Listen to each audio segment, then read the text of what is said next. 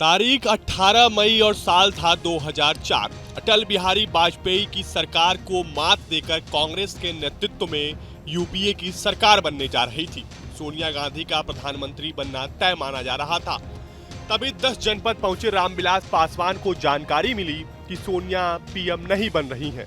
उन्होंने खबर कंफर्म करने के लिए सोनिया गांधी के सलाहकार अहमद पटेल को फोन लगाया, तो वहां से कोई पॉजिटिव रिस्पॉन्स नहीं मिला। रामविलास पासवान अपने बायोग्राफी संघर्ष, साहस और संकल्प में कहते हैं कि मैं जैसे ही 10 जनपद से बाहर निकला, यह खबर मीडिया में फ्लैश होने लगी। हम गठबंधन के लोग अचंभित थे कि अब कौन प्रधानमंत्री बनेगा, लेकिन जल्द ही कांग्रेस की तरफ से हमें इसको लेकर सूचित किया गया। जो नाम हमारे सामने आए वो काफी चौंकाने वाले थे। नाम था मनमोहन सिंह का। 2004 में सोनिया गांधी के पीएम बनने से इनकार करने के बाद मनमोहन सिंह को प्रधानमंत्री की कुर्सी सौंपी गई। मनमोहन सिंह उस वक्त राज्यसभा में कांग्रेस के नेता विरोधी थे। तत्कालीन राष्ट्रपति एपीजे अब्दुल कलाम ने तो यहां तक दावा किया था कि मनमोहन ही पीएम बनेंगे। इसकी आधिकारिक सूचना राष्ट्रपति कार्यालय को आखिरी वक्त में दी गई थी। सोनिया गांधी ने पीएम की कुर्सी क्यों नहीं ली, इसको लेकर अलग अलग दावे हैं, क्योंकि सोनिया के इंकार के बाद कांग्रेस के सियासी गलियारों में 5 नेताओं को पीएम इन वेटिंग बताया गया। जिन नेताओं के प्रधानमंत्री बनने की चर्चा शुरू हुई उसमें प्रणब मुखर्जी, अर्जुन सिंह, एनडी तिवारी, शिवराज पाटिल और पी चिदम्बरम का नाम प्रमुख था। कांग्रेस के सबसे सीनियर नेता थे। इंदिरा गांधी के जमाने में केंद्र में मंत्री पद पर रह चुके पार्टी के अधिकांश नेता उन्हें इस कुर्सी पर बैठाना चाह रहे थे, लेकिन प्रणब पीएम नहीं बन पाए।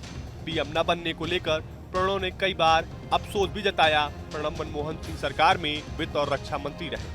अर्जुन सिंह गांधी परिवार के करीबी माने जाते थे। राजीव और सोनिया गांधी से बेहतरीन ताल्लुकात थे। मध्य प्रदेश के मुख्यमंत्री रहे अर्जुन सिंह सहयोगी पार्टियों के भी पसंदीदा नेता थे। बाद में अर्जुन सिंह मनमोहन सिंह की सरकार में शिक्षा मंत्री बनाए गए। एक सबसे मजबूत दावेदार जो थे वो एनडी तिवारी थे। उत्तर प्रदेश और उत्तराखंड जैसे राज्य के मुख्यमंत्री पद पर रह चुके एनडी तिवारी भी पीएम पद के प्रमुख दावेदार थे। तिवारी को भी गांधी परिवार का काफी क्लोज माना जाता था। हालांकि तिवारी को पीएम की कुर्सी नहीं मिल पाई।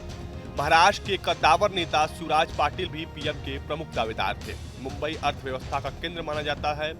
पाटिल की मुंबई में मजबूत पकड़ थी। बाद में पाटिल मनमोहन सिंह की सरकार में गृह मंत्री बनाए गए।